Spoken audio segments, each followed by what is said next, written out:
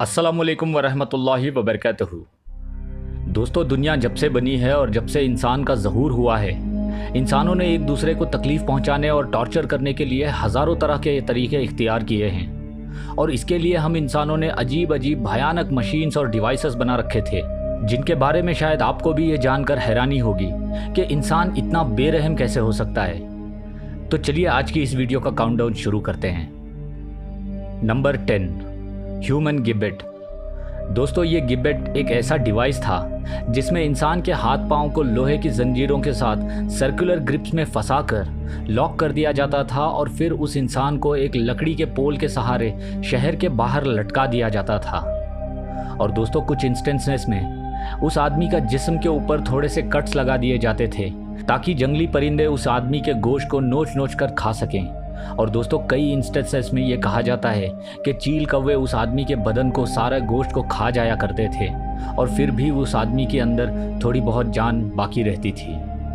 Number 9, spike collar.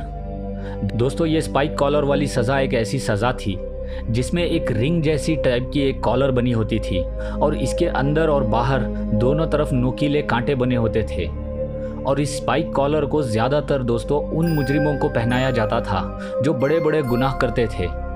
इसमें आदमी मरता तो नहीं था, मगर इसको पहनने के बाद उस आदमी के अंदर पूरी ताकत और हिम्मत ख़त्म हो जाती थी और इस सज़ा के सदमे से ही कई लोग पागल हो जाया करते थे।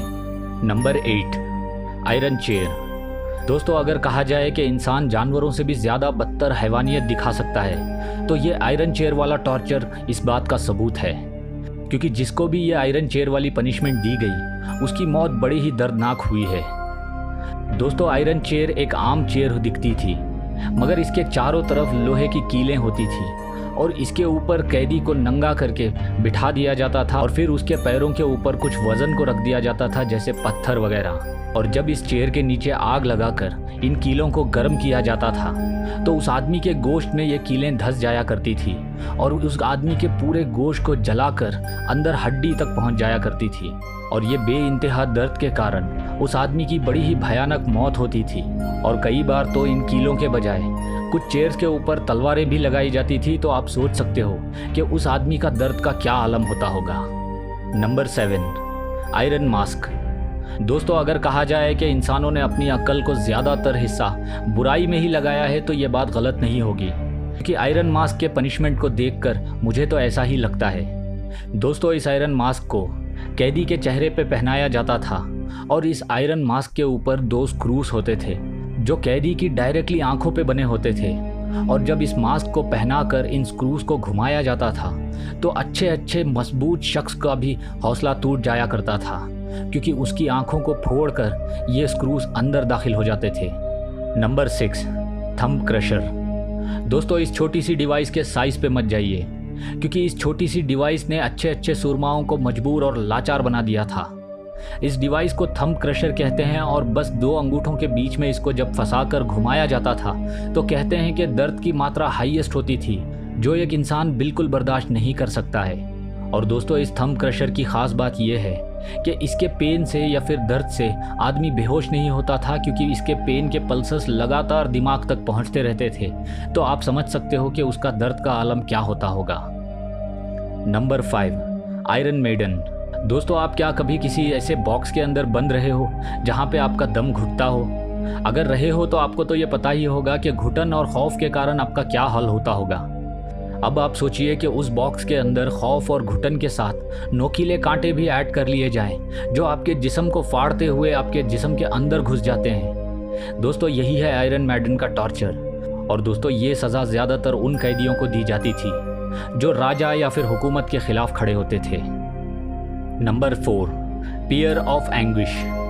दोस्तों, ये टॉर्चर इंस्ट्रूमेंट दिखने में जितना क्यूट और ख़ूबसूरत है उतना ही ये ख़तरनाक है, क्योंकि इस ख़तरनाक इंस्ट्रूमेंट को जब भी यूज़ किया गया है तो इंसान बहुत ही दर्दनाक मौत और या फिर दर्दनाक तकलीफ़ों से गुजरा है। दोस्तों, इस पियर ऑफ एंग्विश को कैदी के मुंह में डालकर इसके लिवर को घुमाया जाता था और जब एक लिमिट के बाद उस कैदी का गला फटकर उसका जबड़ा टूटकर पूरी तरह से डिसलोकेट हो जाता था और साथ ही उसके मुंह के अंदर के सभी दांत टूट जाया करते थे, तो आप सोच सकते हो कि उस कैदी की क्या हालत होती होगी।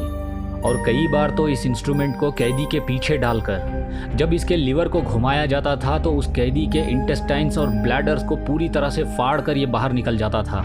और इस बात को सुनकर ही आप सोच सकते हो कि उस कैदी की या फिर उस आदमी की कितनी दर्दनाक मौत होती होगी। Number 3, spiked shoes.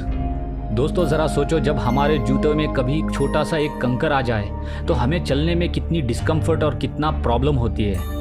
अब आप सोचो कि आपको एक ऐसे जूते पहनाए जाएं लोहे से बने हुए, जिनको सिर्फ आप उंगलियों के ऊपर ही चल सकते हो, क्योंकि अगर आपने एड़ी अपनी ज़मीन पर रखी तो ये नोकीली कीलें आपकी एड़ी के अंदर घुस जाएंगी और ये कीलें इतनी लंबी होती थी कि आपके पैर के गोश्त को फाड़ कर आपकी हड्डी को भी चीर के या आर पार चली जाती थी। दोस्तों आप सोच सकते हो कि यह कितना भयानक टॉर्चर रहा होगा मिडीवल सेंचुरीज में।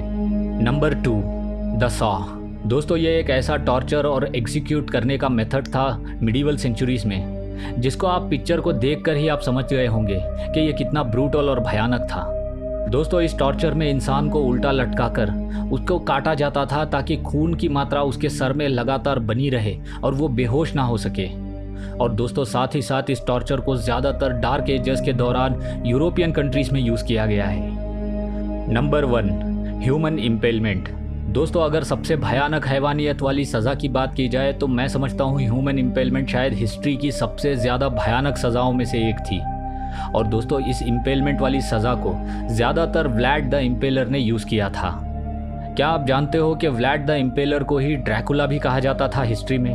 और दोस्तों इस व्लाड द इम्पेलर ने कहा जाता है कि हज़ारों लोगों को इस तरह से सज़ा देकर या फिर इम्पेल करवाकर वो बहुत ही ज़्यादा मज़ा लिया करता था जब लोगों की चीखें निकलती थी। और दोस्तों इसी तरह से व्लाड द इम्पेलर ने सल्तनत उस्मानिया के सुल्तान महमद II के 2 कासिदों को भी पकड़ के उन्हें इसी तरह से सज़ा देकर इम्पेल करवा दिया था, जिसके बाद सुल्तान महमद ने व्लाड द ड्रैकुला के ऊपर पूरी तरह से हमला करके उसको मौत के घाट उतार दिए थे। दोस्तों उम्मीद करता हूँ आपको आज की वीडियो अच्छी लगी है। अगर वीडियो अच्छी लगी है तो इसको लाइक करना ना भूलें। अब दोस्तों मैं मिलूंगा आपसे अगली वीडियो में, तब तक आप अपना बहुत सारा ख्याल रखिए और साथ ही हमारे इस YouTube channel the tiger of Mysore को सब्सक्राइब ज़रूर करिए। अल्लाह हाफिज़।